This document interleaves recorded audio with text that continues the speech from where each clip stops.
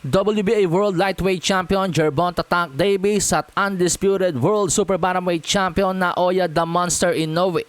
Dalawa sa mga pinakamahusay na boksingero at palaging inaabang-abangan sa tuwing may darating na laban. Si Naoya Inoue ay kasalukuyang nasa number 2 pound-for-pound rankings ng The Ring Magazine habang pang number 8 naman po si Tank Davis. Bagamat halos magkasing tangkad lamang sina Tank Davis at Naoya Inoue, subalit tatlong weight division ang pagitan ni Tank Davis at Naoya Inoue, kung saan ito nga pong si Tank Davis ay kumakampanya sa lightweight o 135 habang si Naoya Inoue naman ay kumakampanya sa super bantamweight o 122. Pero dahil nga po parehong knockout artist at exciting panoorin ang dalawang boksingerong ito, talaga namang dream fight ng karamihang mga boxing fans ang Naoya Inoue versus Tank Davis. Maging si Floyd Money Mayweather nga po mga amigos gustong maikasa ang laban na yan. Pero sa kabila nga po ng pagnanais ng karamihang mga tao na maikasa ang laban na yan, malaki po ang respeto at paghanga sa isa't isa ni Tank Davis at Naoya Inoue. Tulad nga po sa bidyong ito, makikita si Gervonta Tank Davis at ang kanyang trainer na si Calvin Ford.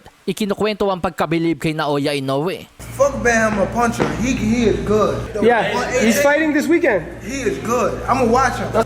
His placements and everything. May iba pa nga pong mga panayam kay Tank Davis. Sinasabi niya na gusto niyang panoorin mismo si Naoya Inoue sa Japan, na para bang isang panatiko ni The Monster. Like, what's the guy from Japan? Inoue? Yeah, too. So I definitely want to go to that fight for sure. And it's in Japan too. Tokyo, yup.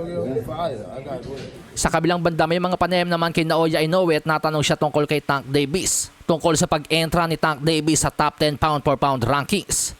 Matatanda ang maraming hindi sumasang-ayon sa pagkakasama ng pangalan ni Tank Davis sa top 10 pound-for-pound rankings dahil nga po sa pagiging cherry picker nito. Pero ipinagtanggol po ni Naoya Inoue si Tank Davis. Ani Naoya Inoue, dapat nga daw po itaas pa yung rankings nitong si Tank Davis sa pound-for-pound rankings. Heto po yung translated statement ni Naoya Inoue kay Gervonta Tank Davis. I think of him very highly. If he's on the lower part of the pound-for-pound, I think he should be up a little further. Pero sa kabila nga po ng paghanga at respeto sa isa't isa ni Tank Davis at Naoya Inoue ay may mga vlogger po sa Amerika. Tulad nga po nitong ipapakita ko sa inyo. Sinupalpal ni Tank Davis ang isang vlogger na nagnanais pag-awayin sila ni Naoya Inoue. Tinanong kasi nung vlogger si Tank Davis mga amigos kung ano daw po ang masasabi ni Tank Davis sa sinabi ni Naoya Inoue na power lang ang meron si Tank. Maliban doon wala nang poproblemahin si Inoue kay Tank Davis. Sinupalpal ni Tank Davis ang vlogger at sinabi ni Tank Davis na hindi siya naniniwalang masasabi ni Inoue yung mga bagay na yon. Hinamon ni Tank yung vlogger na ilabas yung footage na sinabi ni Inoue yon. At wala nga pong naipakita yung vlogger. Inoue said there's nothing that you have that can give him real problems. All you have is power.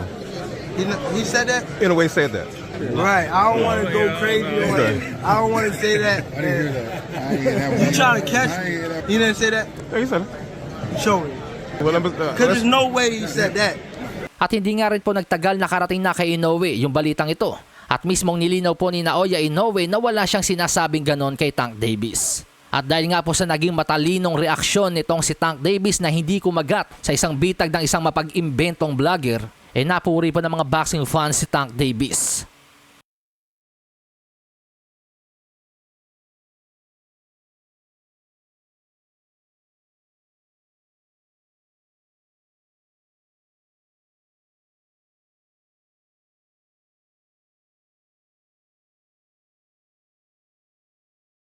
Malasahin ang baraha, patunayan mo sa'kin ha. Sino man ang mabunot na kalaban, di ka tatakbo ha. Sa bayan ko sa bayan, papalag ako para sa bayan. Basagan na bungo para sa'kin, putek, pabor, pangayan. Walang preno, TP.